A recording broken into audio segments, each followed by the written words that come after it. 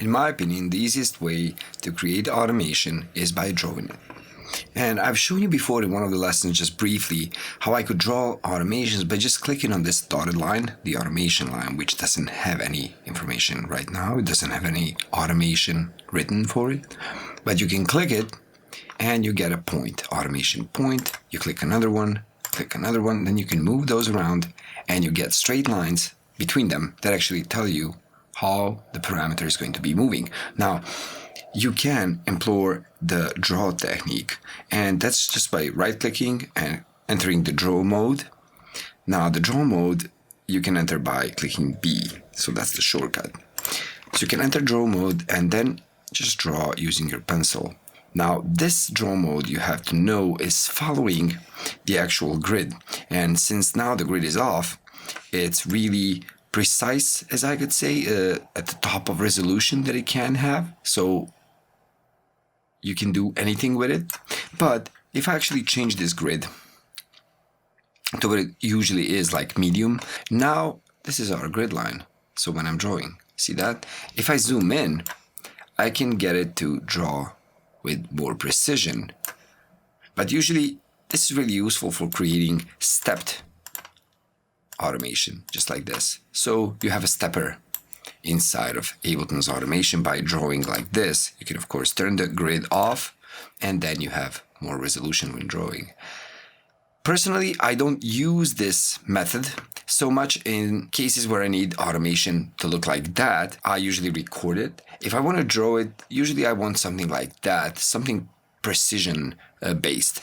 And if I want to draw it using the draw mode, I usually use that stepper mode like that. So I use it with less resolution so I get this kind of stepped automation.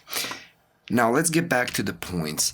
You see, for all of that drawing, you get a lot of points being created for each one of those steps. So it still is really stepped. You see that? Now what you can do, I can delete that automation, of course, like that, right click on the actual parameter, I automate and say delete automation, done. Now I can create points just like that and create automation by dragging those points up and down, just like that, let's say.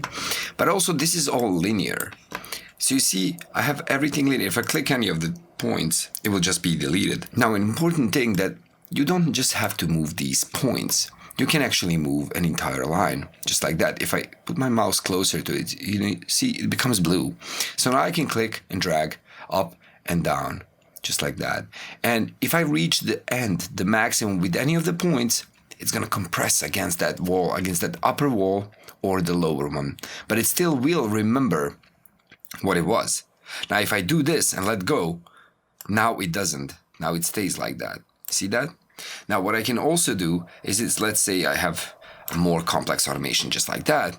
I can take all of it and just pull it up and down, and you see it's also being compressed. So what we can also do is we can treat automation just as we treat blocks of information, like blocks with MIDI, blocks with audio. So we can treat it the same way. We can mark some of it and then even duplicate it. So duplicate automation, done. Control D or Command D on a Mac, so I can duplicate that automation. I can also copy and paste that automation, so I can right click, copy that, place this cursor anywhere and say paste, just like that, and it's pasted. The entire blocks that I copied are pasted right there, right after. So I can copy paste automation, I can duplicate automation, of course cut paste automation, all of the same functionality that I have with audio blocks and MIDI blocks I can do with automation too. An important thing, let's say we delete all of this automation, is that now I managed to delete all of this automation without deleting any of this data, any of the MIDI data. And why is that? So let me go back, going undo, Control Z. Well, it's because I selected all the automation in the actual automation lane. If I selected all the automation here, I would have deleted the MIDI and the automation too, just like this. I'll click delete, done, it's all gone. Bring it back. So if I wanted to delete only automation or copy cut, paste, duplicate only automation without affecting any of the data on the actual track like MIDI or audio, I would have to do it in an automation track. So I would have to create one.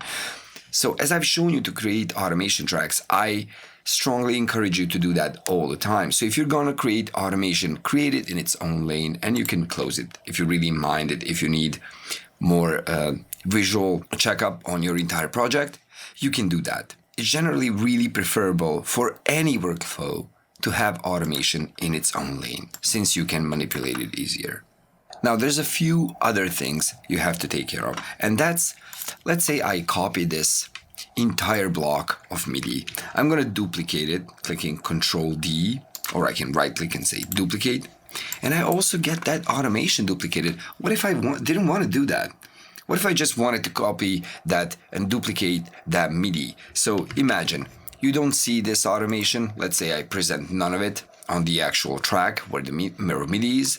And if I select it and duplicate it, it still duplicates the automation. So in order not to do that, we can actually click this little lock right there, and it's going to lock all envelopes. That means that when I duplicate this, the automations don't move. They're not affected by moving the content on the actual track. So that's going to become really important for you when you start doing arrangements, and sometimes this really gets in the way. So you have to be aware that every time you take a piece of this MIDI information, move it, you move that. If you copy and paste it, you copy and paste the automation with it. So if you really don't want that, you should actually lock envelopes and then play with your MIDI or audio data without affecting automation underneath. Okay, now last but not least important function right here is making all of this automation not really linear. So what if I wanted this curve to be logarithmic, like, let's say like that? So a bit curvy upwards. Well, I could actually create more points like I just did, or I can click Alt, and while holding Alt, you see when I go close to any of these lines, I get this little curve symbol right underneath my mouse pointer. So I can click and drag and get this logarithmic exponential thing happening. See that? So I can change the curve of any automation between 2 points just like that. So clicking Alt, going close to a line, clicking and dragging. That's it. That's your modifier for making it not linear.